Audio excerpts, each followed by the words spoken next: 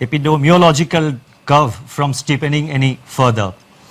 In this kind of an environment, the Reserve Bank of India has been very proactive and has been monitoring the situation very closely. The evolving situation is being monitored very closely, and you would have noticed that from time to time, almost every second day or third day, the Reserve Bank is coming out with certain announcements.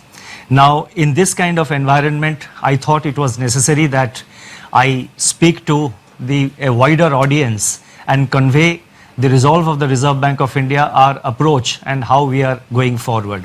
Today, I propose to make certain announcements, and the statement is a bit long, as I said last time, because I have tried to make it as self-explanatory as possible, and so that there is adequate clarity, and since we are not able to hold a press conference, the meaning and the details are conveyed to the maximum extent possible. So as I just said, everywhere, as also in India, the mission is to do whatever it takes to prevent the epidemiological curve from steepening any further. Human spirit is ignited by the resolve to overcome the pandemic. It is during our darkest moments that we must focus on the light. As Mahatma Gandhi said in his famous address at Kingsley Hall, London, in October 1931, and I quote Mahatma Gandhi, "In the midst of death, life persists. In the midst of untruth, truth persists.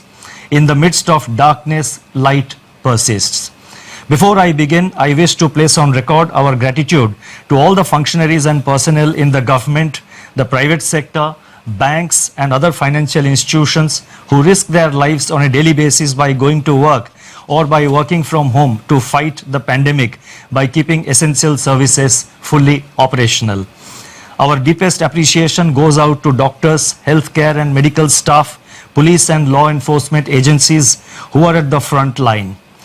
In the RBI, I would like to specially commend and thank our team of 150 officers, staff and service providers who are in quarantine away from their families and are at work 24/7 to keep essential services such as currency in circulation, retail and wholesale payments and settlement systems, reserve management, financial markets, liquidity management, financial regulation and supervision, and a host of other services available so that the nation may survive COVID-19. Banks and financial institutions have risen to the occasion and have ensured normal functioning. Their efforts are praiseworthy. I would like to thank my colleagues in the Reserve Bank of India who set aside personal health concerns and joined me in fashioning the array of measures taken by the RBI in the context of COVID-19. I also thank our teams for their intellectual support, analytical work and logistical arrangements.